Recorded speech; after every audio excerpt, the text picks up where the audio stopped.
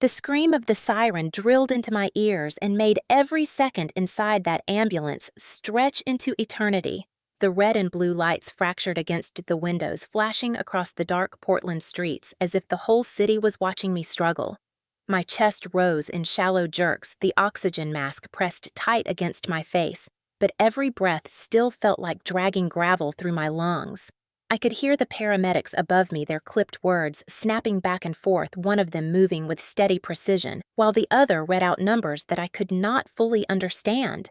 My body was trembling, and my vision blurred between ceiling panels and flickers of light, yet my mind caught every voice with unnatural clarity.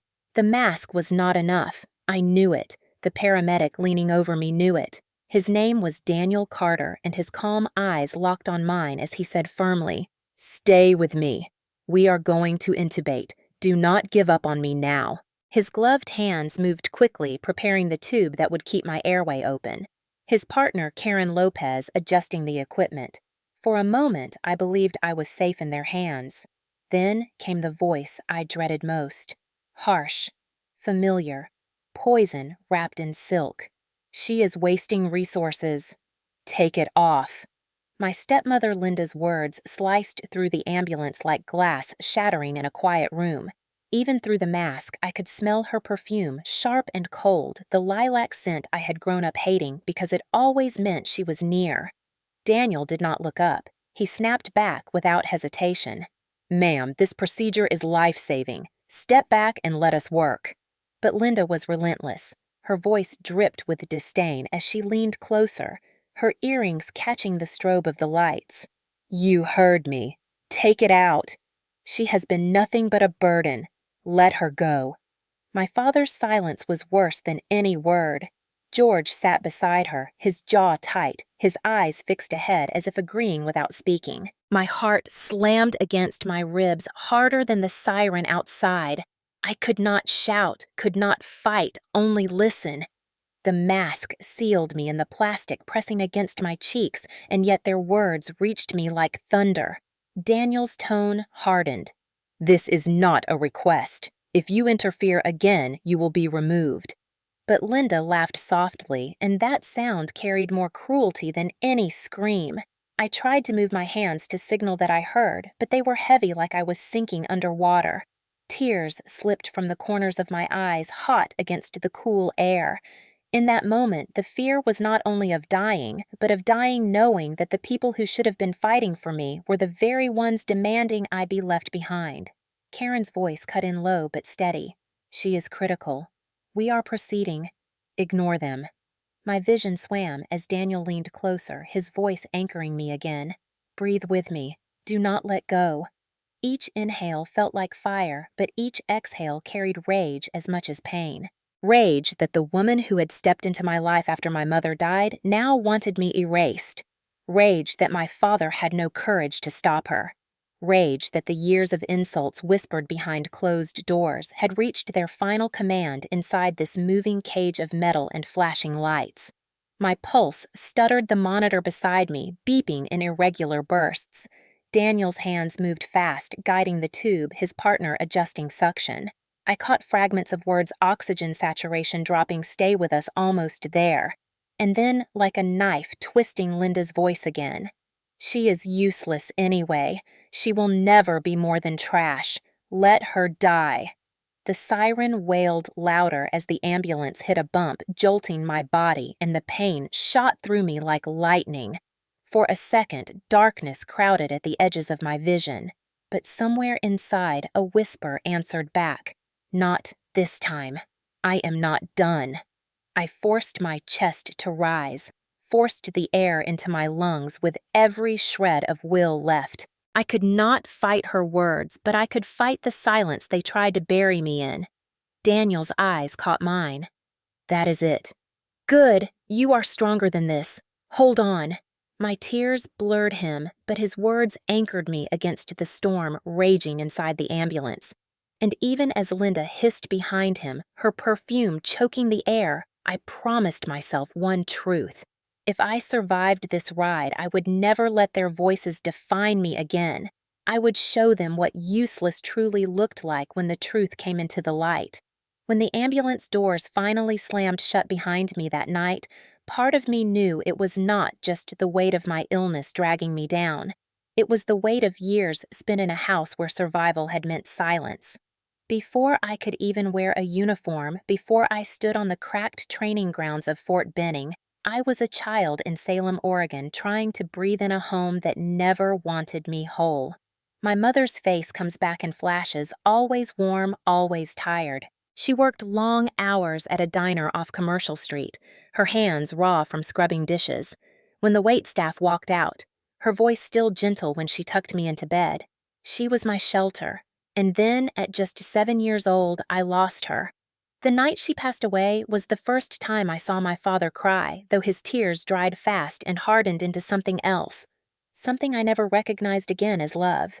His name was George Brooks, a former soldier who wore his veteran status like armor and yet drowned himself in whiskey until the medals meant nothing. After the funeral, the bottles stayed, and so did his temper. At first, I thought grief had broken him. Later, I realized cruelty had always been waiting underneath. Within a year, he remarried. Linda swept into our lives like perfume that lingered too long, sharp and cloying, pretending to be a savior. She was polished, always smiling in public, quick to praise him in church on Sunday mornings. People admired her. They thought she was elegant. Behind closed doors, she became the echo that replaced my mother's voice, only hers carried commands and disdain. Useless. Weak. Too much like your mother. I was 9 the first time she hissed that into my ear after I spilled juice on the counter. George said nothing. Silence was his endorsement. Salem is not a big town. People know your last name, where you go to school, whether you show up to football games. And Linda was careful to polish our image.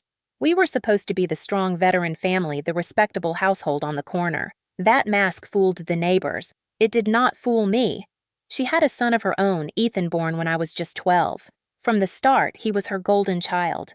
By the time he could walk, he was praised for everything.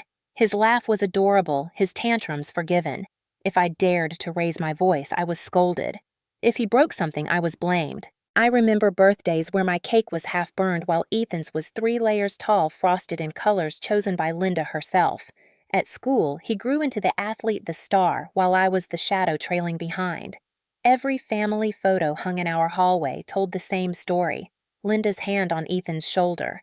George standing tall, me pressed at the edge, never quite in the frame. I used to sneak away to the Willamette River, sitting on the worn bench near the pedestrian bridge, just to feel air that was not poisoned with judgment. I dreamed of running away, of finding someplace where no one called me trash. No one looked through me as if I did not exist. My first taste of power came when I discovered push-ups and pull-ups. I was 13 alone in my room, counting each repetition like a secret victory. Linda mocked me when she found me sweating on the floor. Girls do not need muscles. No one wants a soldier for a daughter. But that night, I stared at my reflection in the cracked mirror and whispered to myself, I will get out. I will prove them wrong. The older I grew, the worse it became. George's drinking sharpened into fists on the table, shouting when I asked simple questions, scorn whenever I spoke of my mother. Linda's words were daggers dressed as advice. You will never amount to anything. No one will ever want you. Ethan, meanwhile, flourished under their praise. He filmed me once, struggling with sit-ups in the yard, and played the video for his friends, calling me wannabe soldier. Their laughter still burns in my memory. But beneath their cruelty, something hardened in me. A seed of defiance. Each insult became a weight I carried, and like any soldier in training, I learned to bear it, to lift it, to turn it into strength. By the time I was 17, I walked into the recruiter's office on Lancaster Drive with a straight back and steady voice. I wanted the National Guard. I wanted out. I wanted a chance to belong somewhere that demanded discipline, not cruelty. Signing my enlistment papers felt like breaking chains, even though I knew Linda would spin it as me running away, and George would call it disrespect to the family. That night, she sneered across the dinner table. You will crawl back. You are not cut out for this. But for once, I did not flinch. I looked her in the eye and said nothing. Sometimes, silence can be a weapon sharper than any blade. Fort Benning in Georgia was nothing like Salem. The air was thick with humidity, and the ground seemed to sweat beneath the boots of every recruit. But for me, it was liberation disguised as punishment. Drill sergeants barked orders that rattled teeth, and yet those shouts felt like music compared to the cutting whispers of Linda. When a sergeant demanded I push until my arms shook, at least I knew the reason. It was to make me stronger, not smaller. The first weeks broke many. Some recruits cried at night, some begged to go home. I refused to. Every blister on my feet, every muscle screaming at dawn reminded me that I was no longer locked inside that house in Salem. I remember one particular morning during a ruck march. Rain poured so hard it blurred the tree-line mud clung to my gear, and one of the girls beside me fell behind, sobbing. My sergeant growled at her to keep moving, and something in me snapped. I lifted her pack onto my shoulder and carried it until she could catch her breath. Later, when the sergeant pulled me aside, he did not scold me. He just muttered, "Never quit." Those words carved themselves into my bones. Still, even hundreds of miles away, Linda found ways to reach me. Letters came thin white envelopes that looked harmless until I opened them. She never wrote about pride or encouragement. Instead, each line dripped with contempt.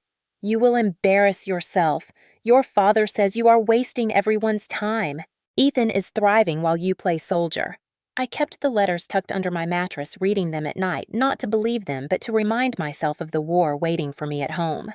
They became fuel. Every mile I ran on the track, every weapon drill, I imagined her voice fading behind me.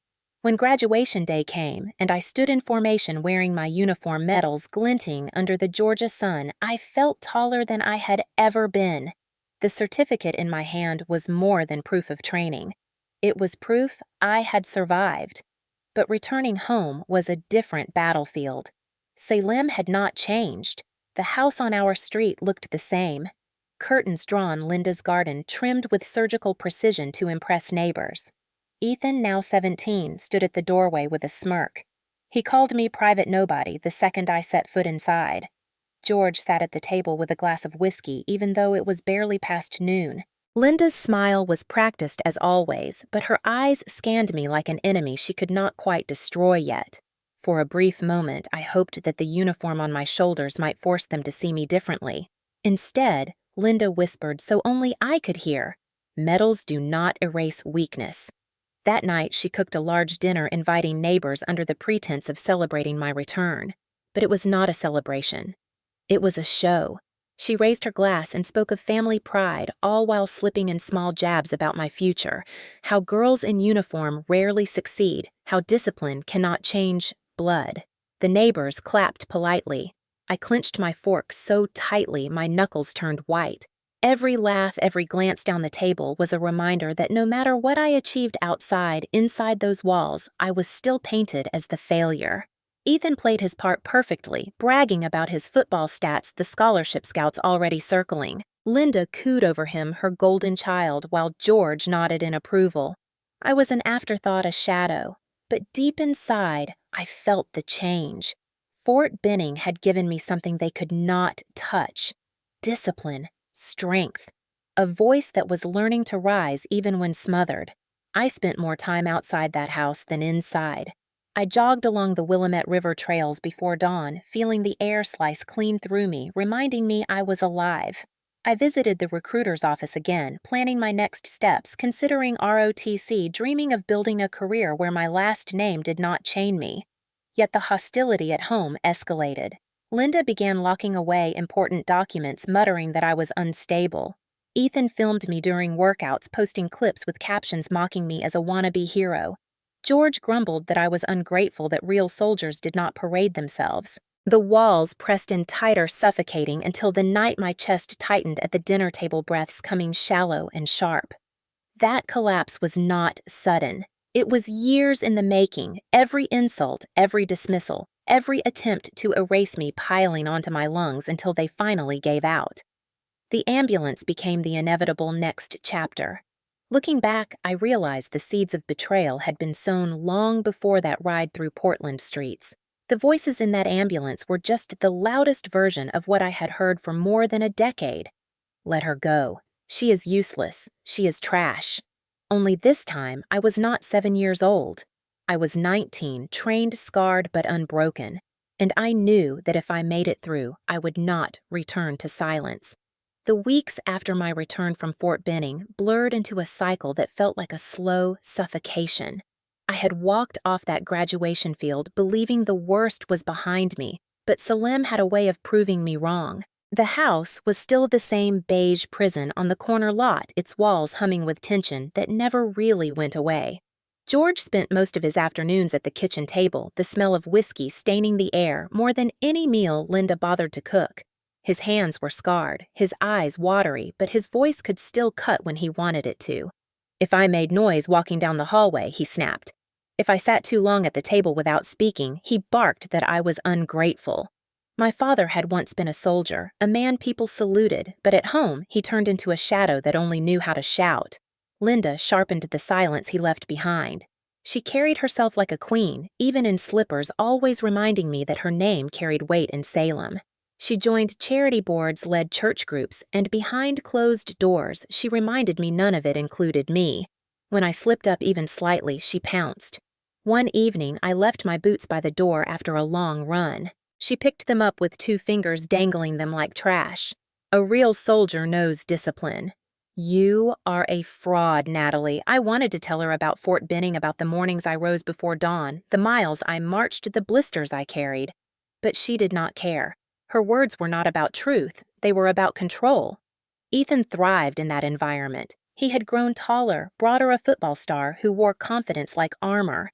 He mocked me constantly, calling me Private Nobody, repeating Linda's words until they sounded like chants. Once, when I was stretching in the yard, he pulled out his phone and filmed me. The next day, I heard his friends at school had passed the clip around, laughing at my form, mocking my push-ups. I could hear them echoing in the grocery store aisle when I passed in uniform, some muttering, "Isn't that the Brooks girl trying to be a soldier?" Linda laughed when she overheard them. She never corrected them, never defended me. She wanted the mockery. She wanted the town to see me as the unstable daughter, the one who never measured up. At night, I returned to my room with the echoes still buzzing in my head. I tried to train harder, running longer along the Willamette River, pushing myself until sweat blinded my eyes. The rhythm of my boots against the trail was the only thing that silenced their voices. But even then, when I returned home, Linda found ways to invade the small corner of peace I had carved. Once, she stormed into my room holding my old notebook, the one I had filled with letters to my mother after she died. She tore a page in half and tossed it on the floor. "This is why you are weak, holding on to a ghost." I remember crouching to pick up the torn paper, my hands trembling not from sadness, but from the spark of rage I could not let her see. I whispered to myself, "Never quit the same way my sergeant had once told me." It became my mantra. But mantras do not stop fists on the table or whispered insults at night. George grew harsher as Ethan became his pride. He slapped the table so hard once that the dishes rattled, demanding I show respect when I stayed quiet at dinner. Ethan grinned across from me, enjoying every second of it. It was a war of attrition, and in that house, silence became my shield. The tension escalated in ways that felt both calculated and chaotic. Linda never struck me, but her words had a way of cutting deeper than fists. She wanted me to believe I was unwanted in every room I entered. The sharpest blow came one evening when she discovered my diary. I had kept it hidden beneath my mattress, the one place where I thought my thoughts were safe. Inside those pages, I wrote about Fort Benning, about the pride of finishing a ruck march, about the fire I felt when I carried more weight than anyone expected. I wrote letters to my mother, too, pages of longing and confessions that no one else would ever read. Linda barged in, holding it like contraband, her lips curled into a smirk. She flipped it open, read aloud one of the lines I had written to my mother, and then she tossed the entire book into the fireplace. The flames devoured my words before I could move. I stood frozen, the heat pressing against my face while she whispered, "Only children write to ghosts. You are pathetic." My fists clenched so tight my nails dug into my palms, but I did not move. I had learned long ago that showing emotion only fed her power. I swallowed the rage, promising myself silently that one day her words would burn instead of mine. Ethan laughed when he saw it happen. He filmed me standing there, eyes wet, while the diary curled into ash. Later, I overheard him bragging about it to his friends, saying his sister cried like a baby over a notebook. I realized then that he had become more than a spoiled child. He was an extension of her cruelty. George remained the silent shadow. He grumbled, he shouted at times, but he let her set the tone. He never stopped her, never defended me. His silence was permission, and that silence became the soundtrack of my adolescence. At school, I withdrew more, finding solace only in the rhythm of training. I rose before dawn to run along the river, using the cold air to steady my lungs and the pounding of my feet to drown out the voices. Push-ups and pull-ups became ritual, a way to channel the anger that had no other outlet. Sometimes I imagined Linda watching, imagined her smirk fading when she realized she could not break me completely. But the truth was, she kept trying. She controlled small things: where I went, who I saw, even how long I could linger in town. When neighbors asked why they rarely saw me, she answered with a sweet smile. Natalie is unstable. Training did not help her. We are doing our best. Those lies slipped easily into community gossip. People began to look at me differently in the grocery store, as though I carried some invisible shame. It was isolation disguised as concern. Still, the Army had given me something no rumor could take away: discipline. Every time Linda whispered that I was nothing, I remembered the sergeant's words: never quit. Every time Ethan mocked me, I recalled the day I carried another soldier's pack through the mud. Those memories were proof that I was more than what they wanted me to believe. But even strength has limits.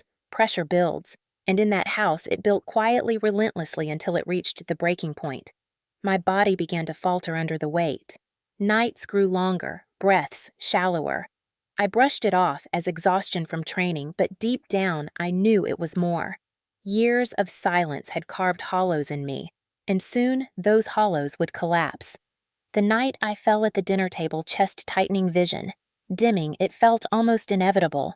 Linda's voice was the last thing I heard before the floor rose to meet me. Weak. Always weak. It started with a tightness in my chest, the kind that felt like a hand closing slowly around my lungs. Dinner was halfway finished, the clatter of forks and Ethan's smug laughter filling the table when the pressure grew sharper. I tried to swallow it down to keep my breathing steady, but every inhale scraped like sandpaper. I set down my fork, hoping no one would notice. But Linda noticed everything. She tilted her head, smirk tugging at her lips, and whispered so quietly only I could hear, "Still fragile, aren't you?" I wanted to answer, to fight back, but the words never came. The room tilted, the edges of my vision darkened, and then I was on the floor. My chair clattered back, Ethan's voice echoing, "What's wrong with her now?" as though my collapse was a punchline. George cursed under his breath, annoyed more than concerned, while Linda's sigh sliced through the chaos. "She is just being dramatic." But then my body betrayed me further. My chest rose in ragged jerks, each gasp smaller than the last. My vision blurred, spots of light swimming in and out. Ethan's laughter faltered when he saw my face pale and damp with sweat. George stumbled to the phone, muttering into the receiver, and within minutes the sound of sirens filled the night. The paramedics arrived fast, their boots heavy against the hardwood as they lifted me from the floor. Daniel Carter's voice was the first anchor I caught. His tone was sharp-trained, but not unkind. Airway compromised. Bag her. Karen, his partner, secured the mask over my face, pumping steady breaths into me. The oxygen hissed cool against my skin, but it still felt like drowning on dry land. Linda's perfume reached me as she hovered close, her false concern dripping for the neighbors who peeked from across the street. She clutched George's arm, murmuring, "Make sure they do not overreact." Ethan filmed from the doorway, phone tilted as though my suffering was another highlight reel for his feed. They loaded me into the ambulance, the siren screaming to life as Portland's streets rushed past in fractured flashes of red and blue. Daniel crouched beside me, steady hands preparing the tube. "Her SATs are dropping. We need to intubate." Karen nodded, already setting up. My heart slammed in my chest, not just from the lack of air, but from the icy realization that I was back in a place where my life hung between two choices: the strangers fighting for me or the family who never wanted me. Linda's voice cut through the mechanical beeps. She leaned forward, eyes glittering with disdain. "She does not need that. Take it out. Let her go." Daniel's head snapped up his voice iron. "Ma'am, step back. This procedure is life-saving. If you interfere again, you will be removed." But Linda pressed closer, her words sharper than the siren outside. "She is wasting resources. She will never be anything. Just let her die." George grunted his agreement, arms folded his silence like a blade against my throat. I could not scream. I could not fight. But I could hear. Every syllable lodged in my chest like glass shards. I tried to lift my hand to push the mask tighter to prove I wanted life, but my muscles felt soaked in cement. My tears blurred Daniel's face as he guided the tube, his voice calm and unwavering. "Breathe with me, soldier. Do not let go." Soldier. That word struck something deep. It reminded me of mud-slick fields at Fort Benning, of carrying another recruit's pack, of refusing to fall even when my legs screamed for rest. My lungs burned, but the memory gave me something to hold. Karen's voice carried urgency. "Tube secured, oxygen flowing." Daniel checked the monitor, his jaw tightening. "That is it. Hold on. Stay with us." Linda hissed again, louder now, desperate to be heard over the machines. "She has always been useless. Trash. Weak." Every word seared into me, but instead of crumbling, I felt a flicker of rage ignite beneath the exhaustion. They wanted me gone, erased, forgotten. But not this time. The ambulance jolted over a bump, my body shaking, the tube pressing deeper. For a moment, darkness clawed at the edges of my vision, but I forced my chest to rise, forced air into my lungs with every ounce of stubbornness I had left. Daniel's eyes met mine. "That's it. Strong. You are stronger than them." His words anchored me, each one a shield against the venom spilling from the other side of the ambulance. The siren wailed louder as we closed in on Portland's skyline hospital lights piercing the night. Linda's perfume still choked the air, but beneath it I heard Karen's whisper near my ear. "Ignore them. Focus on us. You will get through this." Her hand brushed my shoulder gently, steadying me, grounding me. I realized then that survival was no longer just about breath. It was about defiance. Every gasp was a refusal, every beat of my heart a declaration. They could call me useless, weak trash, but I was still here. The ambulance braked sharply, the doors flying open, the blur of white coats waiting. Hands lifted me onto a gurney, rolling me under sterile lights. The air inside the ER smelled of disinfectant, sharp and unforgiving, but it was air. Real, steady air. I heard Linda protesting in the background, her words rising in pitch, but security moved in. For the first time, her voice was drowned out, replaced by the steady rhythm of machines that promised life. As they wheeled me forward, the last image I caught was Linda's face, twisted in fury. George scowling at her side, Ethan lowering his phone when a nurse barked at him, and beneath all of it, my pulse still beat. Ragged. Stubborn. Alive. When I woke, the world was white. The ceiling above me was sterile, humming faintly with fluorescent light. Tubes trailed from my arms, a monitor beeped steady but fragile, and the plastic of the breathing tube pressed against my throat. My chest ached with every rise and fall, but the air finally felt real, no longer clawing at my lungs like broken glass. I blinked slowly, trying to place myself. The last thing I remembered was Linda's voice, cold and cutting, telling them to let me go. A figure leaned into view, and for a moment, panic spiked, expecting her perfume, her smirk. But it was not Linda. It was Karen the nurse with soft brown eyes and steady hands. She smiled faintly when she saw me stir. "Do not move too much yet," she said gently. "You gave us a scare." My throat burned when I tried to speak. She understood before I formed the words. "Your parents." Her jaw tightened. Security escorted them out of the ER. "They did not wait to see you admitted. They left." The words hit harder than I expected. A part of me had hoped, even after everything, that they might linger out of guilt, but no. They walked away the second they could not control the outcome. Karen's hand brushed my shoulder. They don't deserve you. It was such a simple sentence, but it cracked something open in me. I had heard countless words in that house: useless, weak, trash, but never those. Not once.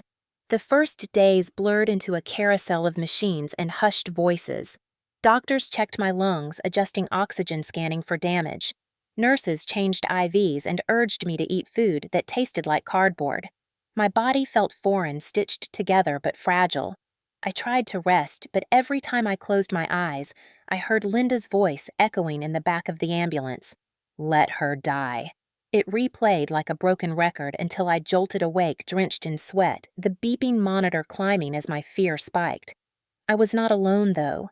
Daniel came by the morning after. He was out of uniform, a plain jacket hanging loose, but his presence filled the room like steel. He did not waste words. He just pulled a chair closer and sat his eyes steady on mine. If you want me to write what I heard, I will. The memory of him holding the tube steady in the ambulance came back, his voice anchoring me. I nodded, tears prickling. He gave a small, almost reluctant smile. Good. Then we will start there. That night, Hannah and Michael's faces haunted me. My little half-siblings, still too young to understand the poison dripping into their ears. They had been left at home during the ambulance chaos, but I could imagine Linda whispering her lines. George nodding, Ethan mocking me. What if they grew up believing the same lies I had once swallowed? The thought jolted me more awake than any IV drip. I had fought for breath in that ambulance. Now I had to fight for something bigger. Truth, dignity, the chance to protect those children from inheriting the same curse. On the third day, Karen wheeled me outside to the hospital's small garden 4, still clipped to the stand beside me. The air was cool, rain-soaked, carrying the scent of wet cedar. For the first time in years, I inhaled without fear of the air being ripped away. My ribs still ached, but the silence of that garden felt like a promise. A promise I could not let go to waste. The fourth morning brought a sound I had been waiting for without knowing it.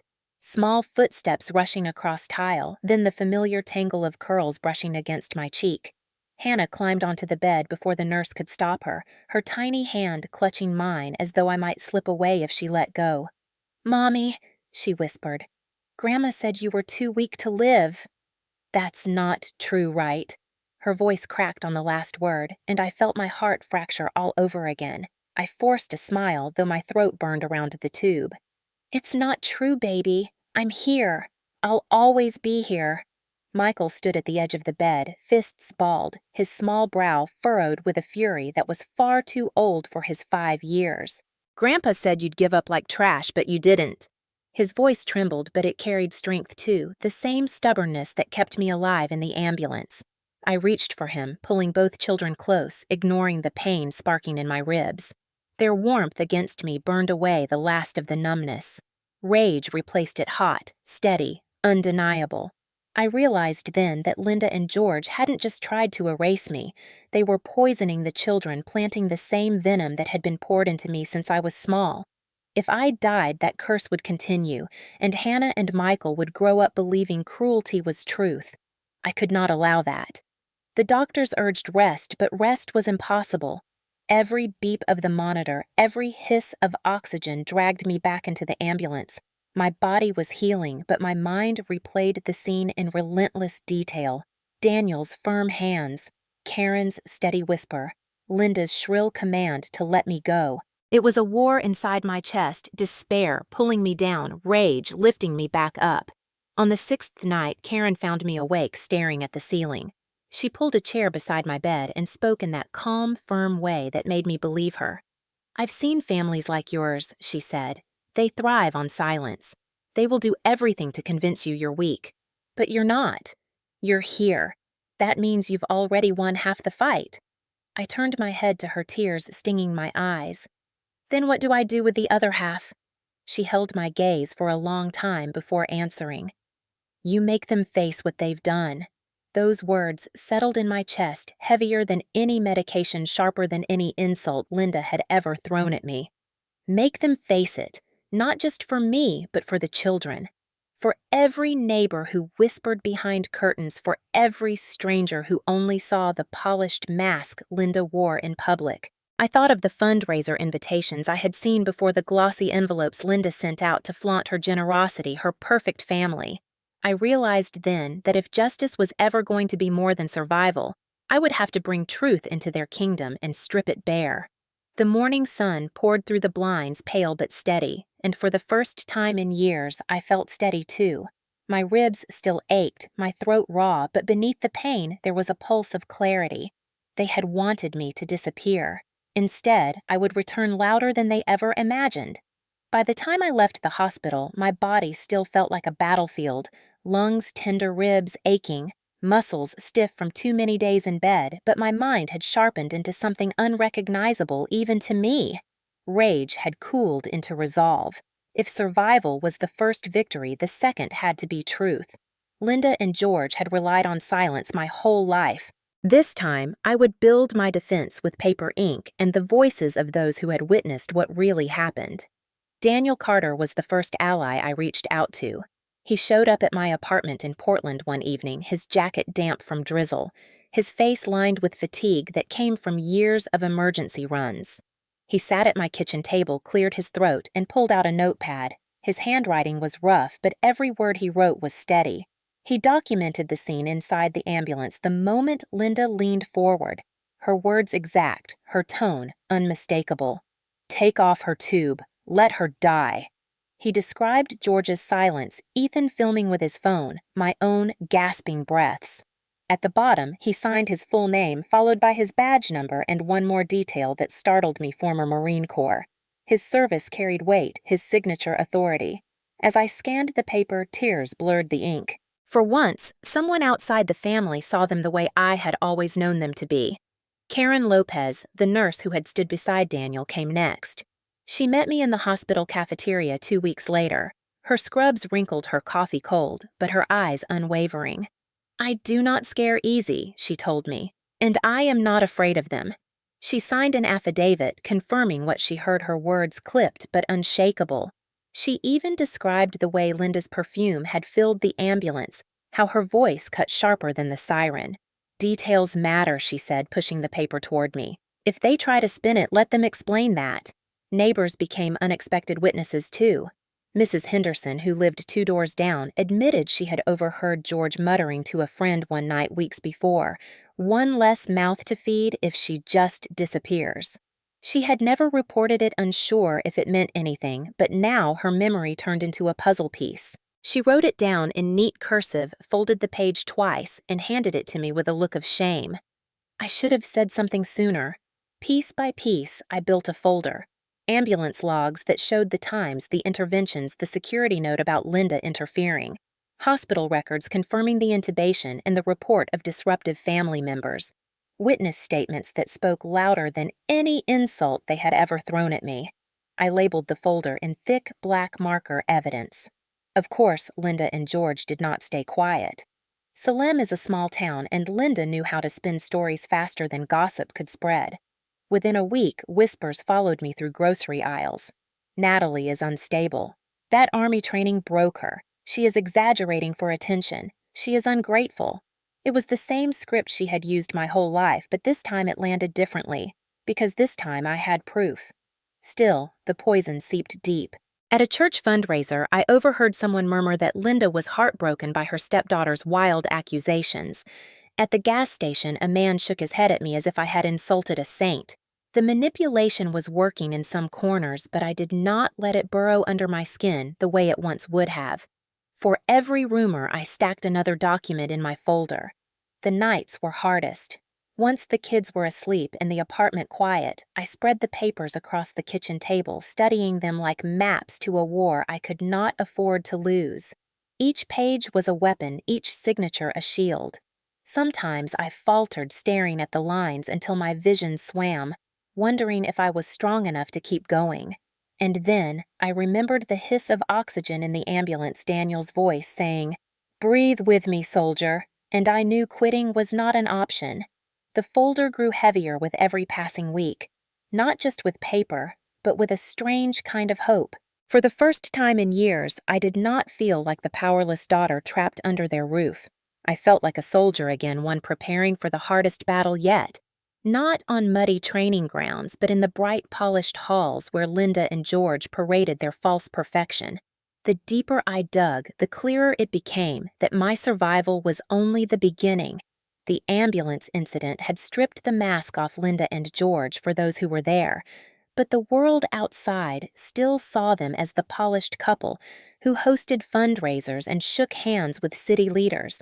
If I wanted the truth to matter, I had to build something undeniable, a foundation so solid that no rumor could topple it.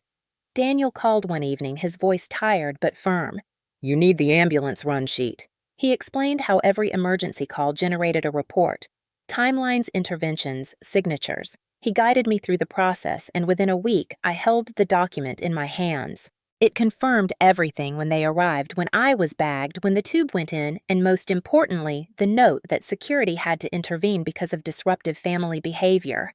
Seeing it in black and white steadied me. It was no longer just my word against theirs. Karen connected me to another nurse who had been stationed near the ER corridor that night. She had seen Linda shouting, had watched George pacing angrily, had even written a brief incident note for her supervisor. When I asked if she would put it in writing for me, she hesitated, her hands twisting the strap of her bag. "They have power in this town." But then she met my eyes and nodded. "I'll do it." She signed the statement with a trembling hand, but her signature was one more thread woven into the net I was casting around the Brooks facade. I also started reaching out beyond the medical staff. Distant relatives who had long cut ties with my father's side answered my calls cautiously. One cousin estranged for nearly a decade sent me screenshots of text messages where Linda coordinated public appearances reminding George to look proud of Ethan and to keep me out of photos. Another former boss emailed me confirming that a job offer had once been pulled after my father made a phone call. None of these moments alone proved cruelty, but together they painted the same picture, a pattern of control erasure and manipulation. At night, I sat at the kitchen table, printer ink staining my fingers, highlighter streaks marking key passages. The folder grew thicker, its weight almost physical. Sometimes Hannah would wander out for water, her curls messy with sleep. She would see the papers spread before me and whisper, "Mommy, are you doing homework?" I smiled faintly and kissed her forehead. Something like that, baby. In truth, it was more like building armor. Still, the pushback came fast. Linda was relentless. She told neighbors I was unstable, told acquaintances that army life had broken me, even hinted to the church group that I was dangerous. A few people recoiled when I walked into stores. One woman leaned in at the grocery checkout, her voice low and sharp. "Are you sure you want to make trouble?"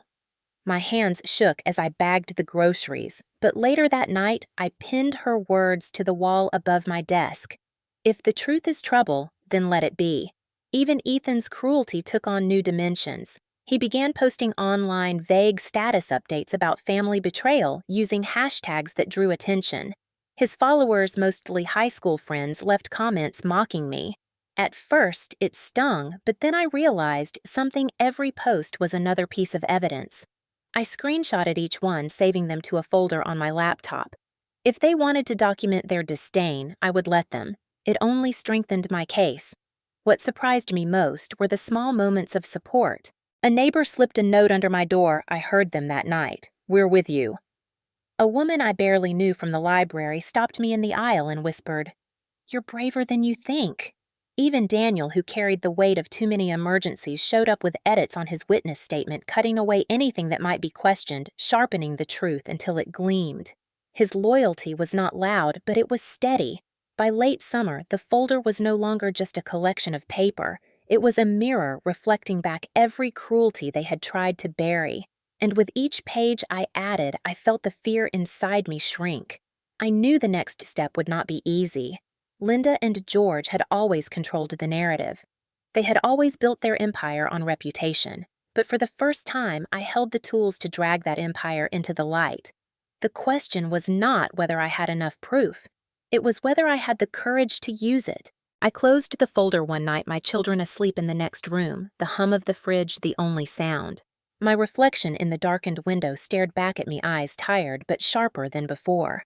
I whispered the words that had carried me through mud and pain and fire at Fort Benning Never Quit. This was no longer just about survival. This was war, and I was ready to fight it on my terms.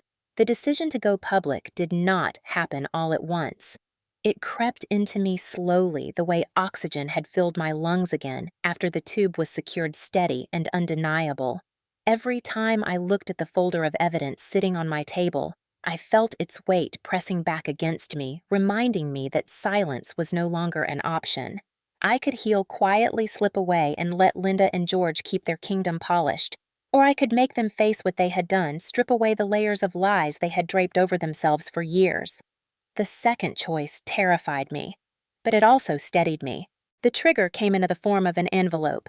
Glossy, heavy paper with gold-embossed lettering spelling out the Veterans Fundraiser, Gala, Salem Convention Center. Their names were etched across the top: George and Linda Brooks, hosts, benefactors, pillars of the community. I sat at the kitchen table staring at it, my fingers tracing the letters. They thought the night would belong to them. I decided it would be mine. I spent nights at that same table, the hum of the refrigerator my only companion spreading papers across the surface, until it looked like a command center. Ambulance logs, signed statements from Daniel and Karen, screenshots of Ethan's posts, Linda's messages sent to relatives, each page a weapon. I began rehearsing in whispers, speaking to the empty kitchen as though it were a ballroom full of chandeliers and judgmental eyes. At first, my voice shook, barely carrying beyond the table, but with each night it grew stronger.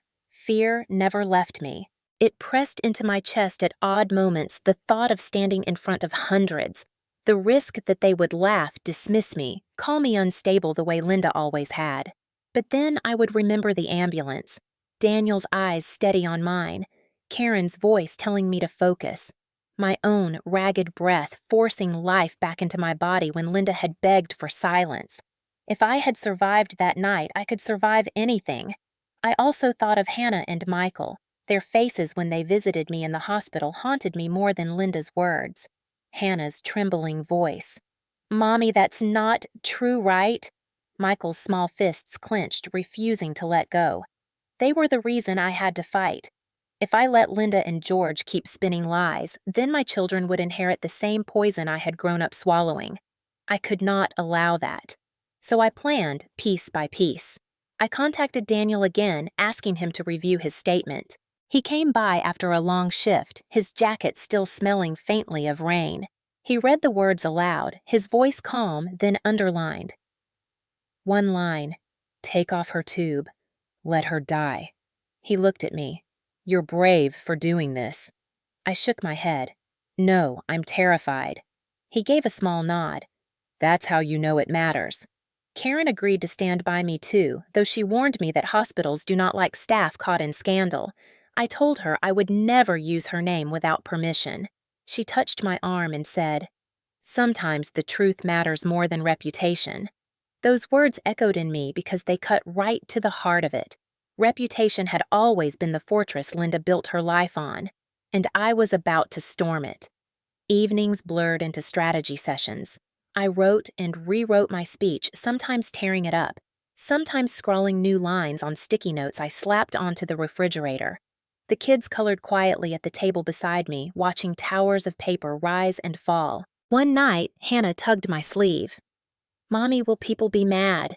I hesitated, then kissed her forehead. Maybe. But sometimes being brave means making people mad. The week before the gala, fear threatened to drown me. What if they shouted me down? What if people sided with Linda? What if I ruined my children's lives by dragging them into this? I lay awake at night staring at the ceiling, letting those questions claw at me. And then I remembered Fort Benning. The mud, the rain, the sergeant's voice, never quit. Courage isn't the absence of fear. It's carrying the fear with you and moving anyway. So I set one final rule for myself. I would not go to the gala just to speak. I would go prepared to show. The folder became my armor. I copied documents, stapled statements, organized exhibits. If Linda tried to shout me down, I would have proof to hand to anyone willing to read. If George called me unstable, I would let the paramedics' words speak louder. If Ethan mocked me, his own live stream posts would betray him.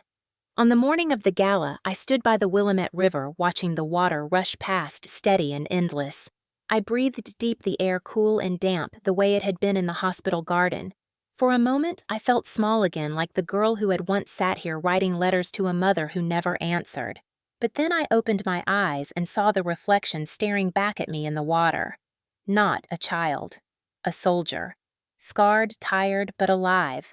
That night, I dressed in my army dress uniform. The fabric felt heavy on my shoulders, the metals glinting under the lamp as I pinned them in place. My hands shook when I tied the last knot, but when I looked in the mirror, I saw someone I could stand behind. Hannah peeked into the room, her curls bouncing. "Are we going to the party?" she asked, eyes wide with trust. I knelt, pulling her close. "We're going to a place where people will see the truth." As we left the apartment, the folder tucked under my arm, the night air tasted like rain and possibility. My heart pounded with every step, but my breath was steady. This was not just a confrontation, it was an unmasking. And by the time the chandeliers of the Salem Convention Center glimmered into view, I knew one thing for certain: whatever happened inside, I would not leave as the powerless daughter they had tried to erase. I would walk out as the soldier who refused to quit. The Salem Convention Center shimmered like a palace that night, its glass doors spilling golden light onto rain-slick steps. I stood at the edge of the crowd, Hannah's small hand curled into mine, Michael clutching my sleeve. My heart thudded so loud it felt like the drums at Fort Benning, each beat daring me to step forward. Inside, laughter rang out, polished and false, the kind of sound Linda had always mastered. For a moment, fear gripped me. This was their territory, their kingdom, and I was walking in with nothing but a folder and two children who believed in me. I pushed open the door. The air inside was warm, perfumed with champagne and roses, the chandeliers scattering light across polished floors. Men in tuxedos and women in silk gowns mingled, glasses clinking as they toasted George and Linda Brooks, the generous hosts, the pillars of Salem. I paused at the threshold, my uniform catching the light metals glinting. Conversations faltered. Whispers rose like a tide. "That's her. The daughter. The one from the ambulance." Linda spotted me first. She stood near the center of the ballroom silver gown, catching every flicker of the chandelier's pearls draped across her throat like armor. Her smile froze mid-laugh, the glass in her hand trembling just enough for me to notice. George beside her in a black tuxedo clenched his jaw so tightly I could see the muscle jump. Ethan hovered, close phone already in his hand, his smirk curling as though he expected a scene worth streaming. My steps echoed against the carpet, steady despite the quake in my chest. Hannah pressed closer to me. Michael squeezed my hand, and together we walked into the storm. The whispers sharpened into sentences. "Isn't she the unstable one? Didn't they say she was dangerous?" The words stung, but I lifted my chin, the weight of the folder under my arm anchoring me. George tried to recover first. He spread his arms wide, his laugh booming too loud. "Ah, our daughter. We're so glad she could join us tonight. Family first." "Right." The crowd chuckled nervously, eager to smooth over the crack in the perfect image. Linda chimed in, her voice dripping with sugar. "Of course. She tends to exaggerate sometimes, but we love her dearly." The words snapped something in me. Love. They dared to call it love. My voice cut through the room, sharp and clear. "You call it love when you begged paramedics to rip the oxygen tube from my throat. You call it love when you told them to let me die." Gasps rippled across the ballroom. Glasses halted midair, laughter choked off. My father's smile crumbled, his booming laugh fading into ash. My mother's hand clutched her pearls so hard they cut into her skin. Ethan lifted his phone higher, his smirk spreading, but even he looked rattled. I reached into my folder, fingers brushing the first page. Not lying. Documented. I handed it to the nearest guest, a retired colonel whose medals gleamed brighter than mine. He adjusted his glasses and read aloud, voice trembling. "Take off her tube. Let her die." A signed statement from paramedic Daniel Carter, Marine veteran, badge number included. The colonel's voice faltered as he looked up. The silence that followed was suffocating. I pulled another page. Medical records, ambulance logs, the note about family interference. Each paper passed from hand to hand, eyes widening, whispers turning sharp with condemnation. "This isn't just my memory," I said, my voice steady now. "This is fact." Linda's face drained of color. "We were upset," she stammered, her voice breaking. "We didn't mean—" But Hannah's voice cut her off, clear and piercing. "Grandma said Mommy was weak and should just die. Grandpa said she was trash." The silence shattered into outrage. Guests recoiled, some covering their mouths, others shaking their heads. A businessman slammed his glass down, voice ringing.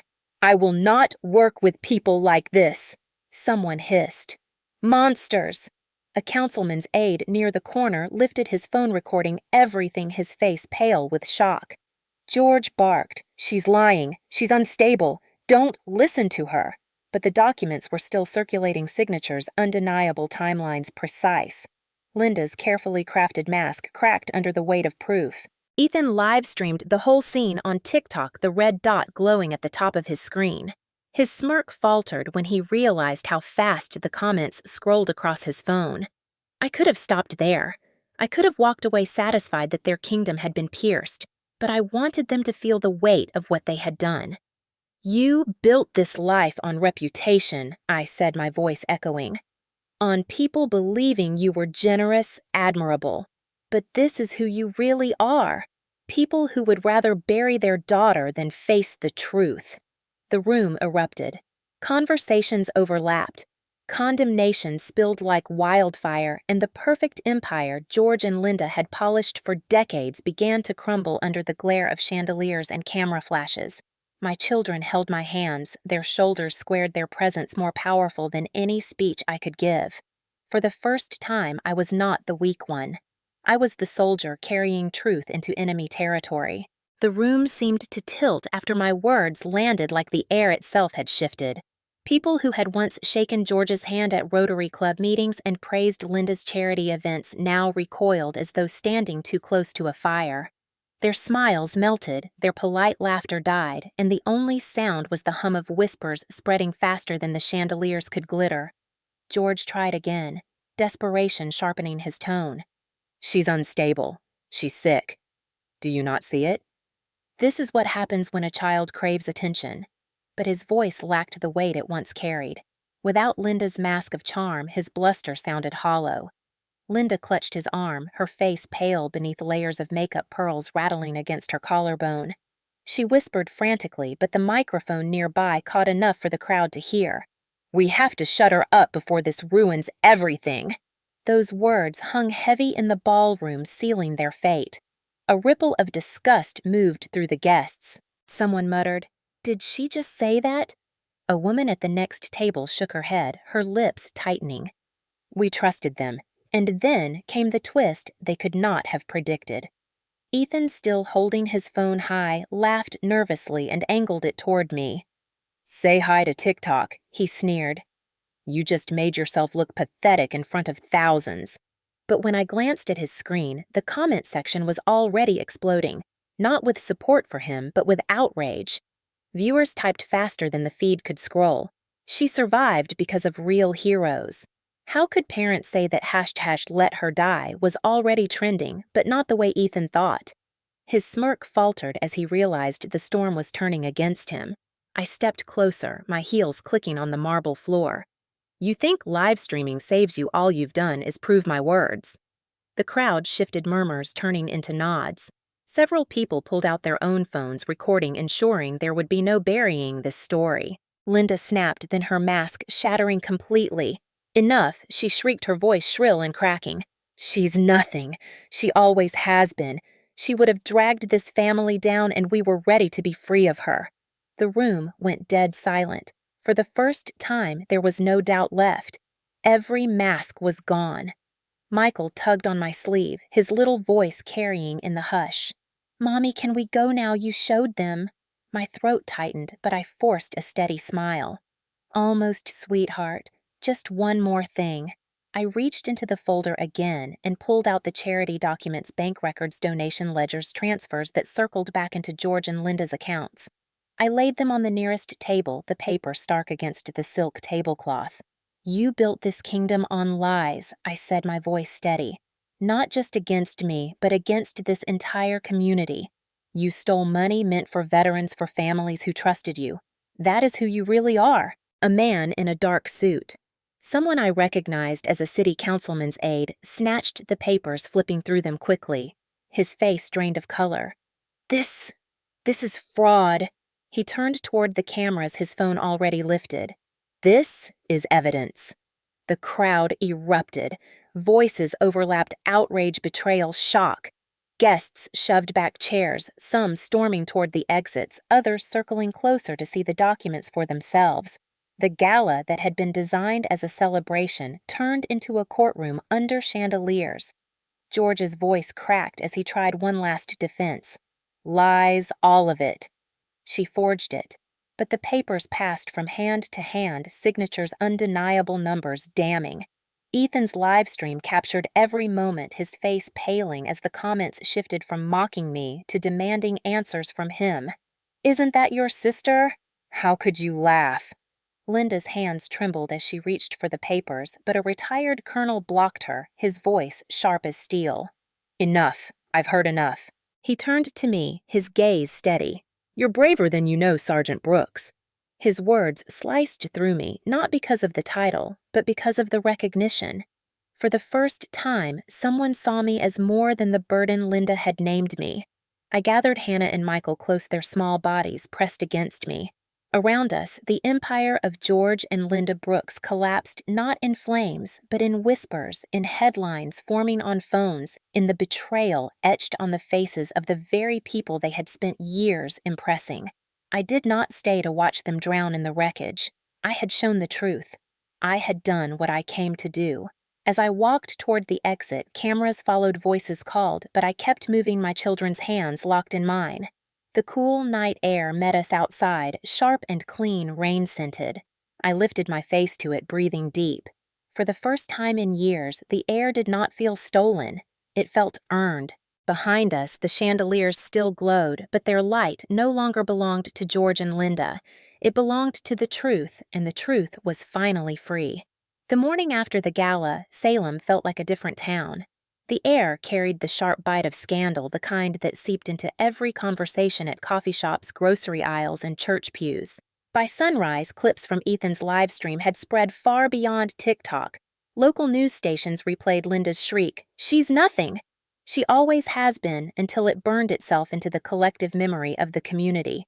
Headlines scrolled across TV screens. Salem power couple, accused of medical neglect, fraud allegations surface at gala. I should have felt triumphant. Instead, I woke with a pit in my stomach, the weight of 2 children snuggled against me on the couch we had all fallen asleep on. Their small breaths steadied me, but my mind raced. Truth had been spoken, yes, but the Brooks family was not known for surrender. By noon, the counterattack began. George's lawyer called. First, his voice polished, his words coated in menace. My clients are deeply distressed by your accusations. They intend to pursue defamation charges, and you should consider the custody implications of parading your children in front of cameras. Custody! The word twisted in my chest like a blade. I hung up before fear could slip into my voice, but my hands shook for long minutes after. Linda moved quickly, too. She rallied what remained of her church group, spinning a story of betrayal. She painted me as unstable, claiming trauma from military training had broken me, that I fabricated evidence to destroy her out of jealousy. For a day or two, the whispers crept back into the edges of my errands. People stared in silence, unsure which version to believe. Ethan bore his own fallout. The school called him in the next day, questioning why he had live-streamed the family's implosion. His football coach pulled his scholarship recommendation. By the end of the week, he was suspended from the team, pending investigation into online harassment. His swagger vanished, though not his resentment. I saw his posts online, vague threats and bitter lines. Blood is thicker than lies. Some of his followers echoed him, but most flooded the comments with condemnation. His attempt to humiliate me had turned into his own undoing. What surprised me was how fast organizations began distancing themselves from my father. The Oregon Veterans Association issued a statement condemning the behavior caught on tape. A prominent Salem business owner publicly withdrew from a charity partnership. Invitations vanished, deals dissolved, and the carefully built facade of George Brooks, the honorable veteran, the generous leader, crumbled one contract at a time. At home, though, the retaliation grew personal. Anonymous calls in the middle of the night. Notes slipped under the door. "Stop digging or you'll regret it." The children never saw them. I tucked the notes away, my heart pounding, but the threat was real. Linda had always fought with words, but now she was cornered, and cornered people lash out. Daniel visited one evening, his face tired, his shoulders hunched with the weight of his own risk. "They've been calling the station," he admitted. "Asking about my record, trying to dig up dirt." His jaw clenched. "They want to discredit me before this goes any further." I felt guilt tighten my chest. "If you want to step back—" He cut me off. "No. You're not alone in this. Let them try." His loyalty was a lifeline I did not know how to thank him for. The community itself split down the middle. Some neighbors dropped off casseroles, whispered that they were proud of me, that the truth mattered. Others avoided my eyes in the grocery aisle, desperate to distance themselves from scandal. The divide was painful but predictable. Salem loved its heroes, and Linda and George had worn that mask for decades. Watching them fall left some people unsettled, unwilling to choose sides until the dust settled. But I had no such luxury. The threats, the rumors, the legal posturing, it all pointed to one conclusion. They were not finished. They would claw and scrape to rebuild their reputation, even if it meant dragging me back into silence. I could not allow it. One night, after tucking Hannah and Michael into bed, I spread the evidence across the kitchen table again. The folder was thicker, now heavier, but for the first time I saw it clearly. This was not just about survival anymore. This was about dismantling the empire they had built on lies once and for all. And though fear still pulsed in my veins, something stronger rose above it. A soldier's resolve. The kind that whispers in the dark, never quit. The first formal knock came less than a week after the gala. I opened the door to find a man in a dark suit, credentials flashing at his chest, Assistant District Attorney. He spoke politely, almost too carefully, but his words dropped like stones. "We're reviewing evidence of fraudulent activity tied to the Brooks family's charity accounts." I handed him the copies I had guarded like treasure bank ledgers, donation loops, names of beneficiaries who never existed. His eyes scanned the numbers, his mouth tightening. "This isn't just scandal. This is criminal." Hearing those words should have brought satisfaction, but instead, my knees weakened. For years, Linda and George had been untouchable. To imagine them under investigation felt surreal, like watching stone statues crack under rain. Still, I reminded myself that paper only mattered if someone was willing to use it. And now, finally, someone was. The legal maneuvering began immediately. Their lawyers filed motions to silence me, claiming defamation, claiming my unstable behavior endangered my children. Court dates sprouted across the calendar like weeds. Each time I stepped into the courthouse in Salem, whispers followed me down the marble hallways. Some people nodded in quiet solidarity, others turned away. I walked straighter each time, not for myself, but for Hannah and Michael, whose trust in me felt like the only currency I had left. Daniel and Karen stood firm. When subpoenaed, they did not flinch. Daniel read his statement aloud in court, his Marine background giving his words a weight no lawyer could shake. Karen confirmed every detail, her calm tone slicing through the defense's attempt to spin. Watching them risk their own reputations to defend mine carved something deep in me, a reminder that family isn't always blood. Sometimes it's the people who choose truth over convenience. Meanwhile, Salem itself seemed to split. The Oregon Veterans Association officially severed ties with George, citing both the ambulance incident and financial discrepancies. The Salem Gazette ran a front-page story, "Brooks Family Empire Under Fire." Churches that once applauded Linda's speeches now avoided her calls. But not everyone turned away. Some loyalists whispered that I was exaggerating, that I had orchestrated everything for attention. Those words stung, but they no longer defined me. At home, the atmosphere shifted in ways I hadn't expected. Neighbors I barely knew knocked on my door, leaving meals, offering rides for the kids, sliding notes of encouragement under the mat. One read, "I heard them that night. You are not alone." The support was patchwork uneven, but it was there. And for every supporter, there was still another shadow, a car idling too long outside the apartment phone calls that hung up as soon as I answered messages warning me to stop digging. Fear coiled in my stomach, but I learned to meet it with preparation. Double-checking locks, carrying copies of the evidence everywhere I went.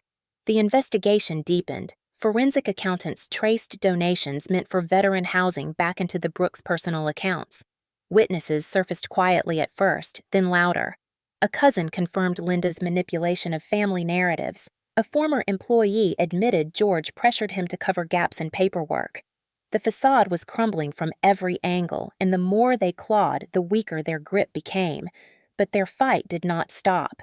One afternoon, I received a call from a court clerk Linda had filed for emergency custody review, arguing I was unfit as a mother due to public instability. My hands shook as I read the paperwork, bile rising in my throat. They weren't just trying to silence me, they were trying to take my children. That night, I sat with Hannah and Michael curled against me, their trust pressing heavy on my chest. Rage and fear braided together until they became something else resolve. If they wanted war, I would fight with every truth I had. Weeks blurred into hearings, depositions, long hours at my lawyer's office. Each time I brought the folder. Each time I laid down one more piece of proof, one more voice they could not erase. Slowly, methodically, the scales shifted. Judges frowned at the financial evidence. Community members stepped forward. Even Ethan, cornered by his own live stream, faltered when questioned under oath. His teenage bravado cracked, and he admitted that yes, he had heard his mother say those words in the ambulance. The silence in the courtroom after his confession felt like a gavel striking. By the end of the month, Linda and George were no longer hosts of glittering galas. They were defendants under investigation, their empire frozen in accounts and whispered about in tones of pity and disgust. And me.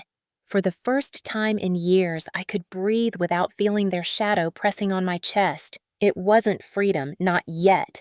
The legal storm still raged, and I knew they would not go quietly. But each step, each hearing, each headline proved what I had known in the ambulance survival was just the beginning. Justice required endurance, and I had trained my whole life for endurance.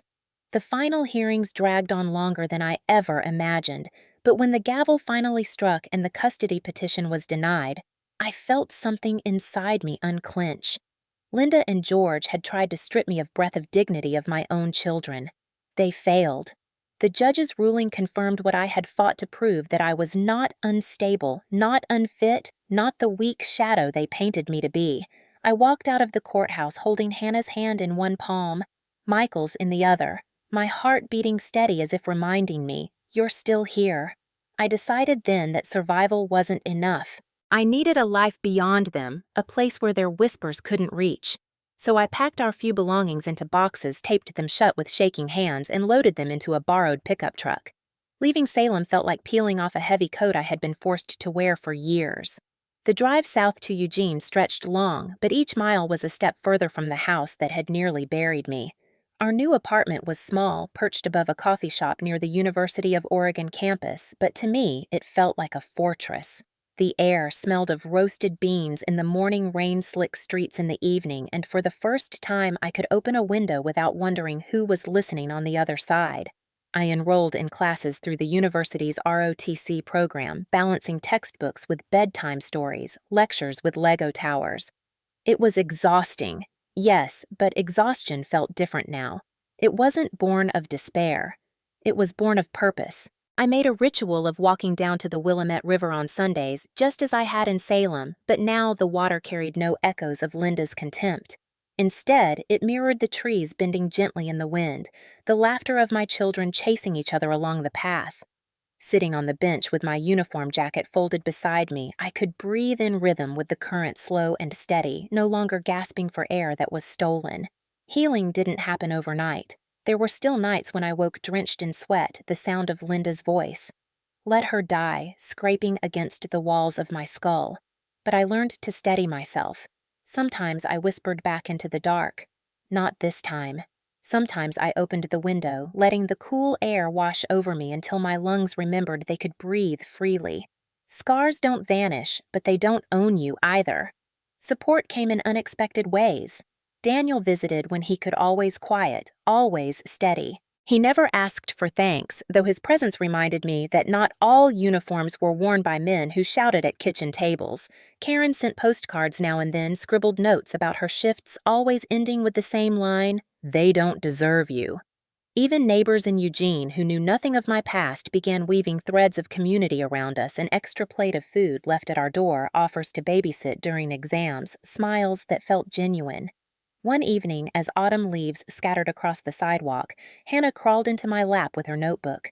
She had been practicing letters, her small handwriting careful but uneven. At the top of the page, she had written one sentence: "My mommy is strong." I traced the words with trembling fingers, tears blurring my vision.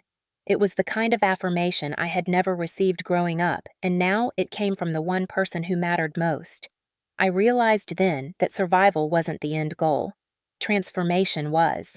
Linda and George had tried to define me as useless, weak trash, but sitting there with my daughter's words pressed into my palm, I understood I had redefined myself. I wasn't perfect. I was flawed, scarred, exhausted.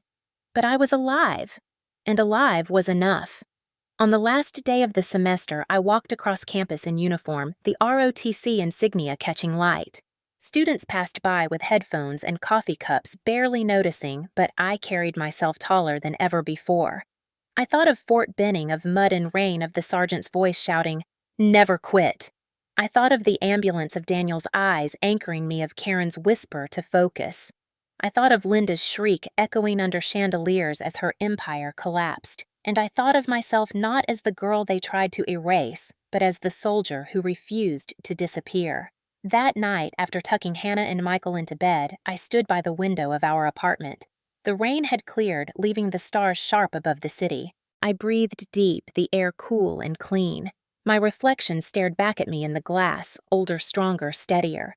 I whispered my name aloud, letting it fill the room steady and unbroken. My name is Natalie Brooks. I survived. I fought. And I am still here.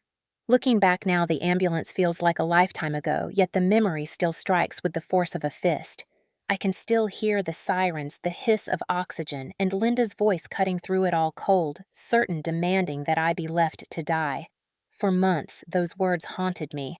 But today, as I sit by the river with my children laughing nearby, I understand that survival is not just about pulling air into your lungs. Survival is about refusing to let someone else decide your worth. Family betrayal cuts deeper than any wound. When a stranger harms you, you can walk away. But when it is your own blood or the people who claim to love you, that's when the pain roots itself in places you didn't know existed. For years, I let those roots grow unchecked. I believed Linda when she called me useless. I shrank every time George laughed at me. I swallowed their poison because I thought silence would keep the peace. But silence only gave them power. The night in the ambulance was my breaking point, but also my turning point. I realized that sometimes the only way to fight lies is with truth spoken loudly and publicly. That truth came at a cost: scandal, rumors, fear, even legal battles. But it also came with freedom. For the first time, I wasn't just surviving inside their shadow. I was standing in the light of my own strength. To anyone listening, especially those who have lived long enough to know the quiet bruises of family betrayal, you are not alone. Maybe your scars aren't visible. Maybe the people who hurt you smile wide in public and shake hands at church. Maybe they've convinced you that your pain doesn't matter. But let me tell you, your story matters. Your breath matters. You matter. You. I've learned that revenge doesn't always look like screaming back or throwing punches. Sometimes revenge is simply refusing to disappear. Sometimes it's exposing lies in front of the very people who once applauded them. And sometimes it's as quiet as holding your child's hand while you breathe freely in a new city, knowing no one can take that air from you again. If there's one moral in all of this, it's simple: truth is stronger than silence, and survival is stronger than betrayal. Even when those closest to you try to strip you of dignity, you can rise. You can endure. And in enduring, you can win. So, I want to pause here and ask you something. If the very people meant to protect you told the world you were worthless, what would you do? Would you stay silent to keep the peace, or would you gather every ounce of courage and fight back? Leave your answer in the comments. I want to hear your voice because your stories matter as much as mine. And if this story struck a chord with you, if you've ever known the weight of toxic family ties or the sting of being underestimated, then I invite you to stay with me. There are more stories like this, stories that breathe life into the hidden battles so many of us fight. Subscribe, share. Tell someone who needs to hear that survival is possible. Because the truth is, every story we tell is another light in the dark. As for me, I'll keep moving forward. I'll keep walking by the river, raising my children with the kind of love I once believed didn't exist. I'll keep breathing one steady breath after another. And I'll keep telling the truth, not just for me, but for anyone still trapped in the silence of betrayal.